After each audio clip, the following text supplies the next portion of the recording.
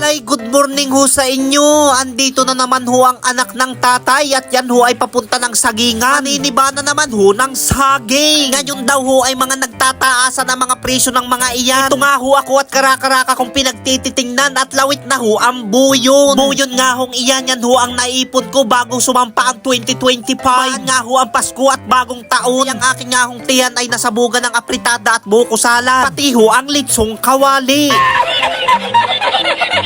Kaya naman ho, tamang-tama laang na ako ay nasa sagingan. Para naman ho dito kong pigay ng langis sa aking katawan. Nakakita na nga ho ako ng mga bunga ng mga saging na iyan. Dito ho at karakaraka kong naitumba. Ito nga ho ay may mga kasamahan at hindi laang ho iisa. Alay, buti na laang nga ho at hindi nabuhos ang malakas na ulan sa aking pananaga ng saging. Alay, sa pananaga nga ho ng saging ay kailangan ho ang bungay mahina lang ang pagbagsak sa lupa. Kaya nga ho utay-utay kong hinihila pababa. Pag yan naman ho ay binigla mo ay baka ho ay magmukhang patukan ng manok.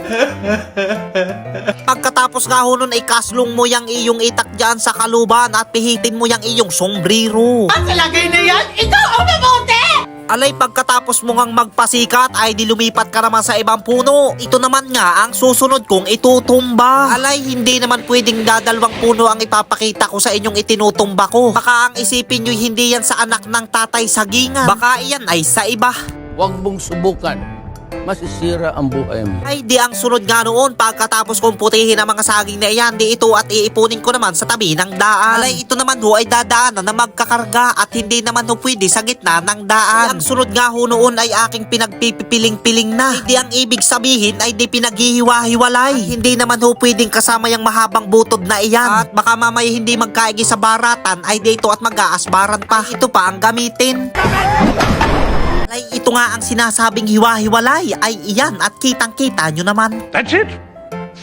Alay, nang matapos na nga ako magpitag-pitag na mga saging na iyon, sa ibang puno naman ako mananalasa. Ay, tunay ka naman. A few moments later. At nang ako nga ay pabalik na at tapos na akong maniba, kita ko nga itong si Jibit Pirinya, ang aking pinsan, parang nag-i-exercise at nakasakay pa sa kabayo.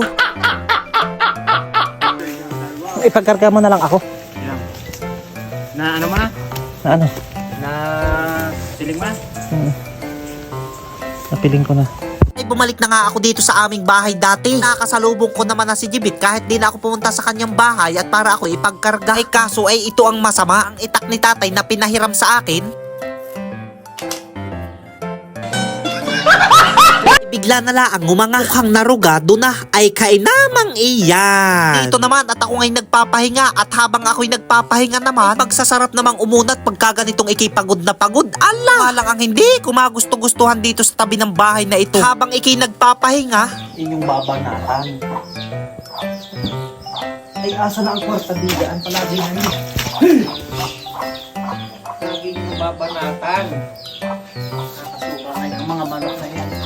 Bakit na mo sa iyo, tinulahin ko kayo. alay, pumunta na nga ako dito sa sulitan ng aking saging. Ako'y umuna na at tinanong ko nga ang presyo kung magkaano. Isa naman ubusin pa iyon ng mga manok na iyon. At pagtututukain, maya-maya pa nga'y dumating na itong si Jibit, ang nagkarga ng aking saging. Ayan nga si Jibit, ang matangos na ilong kasama na ang bibig.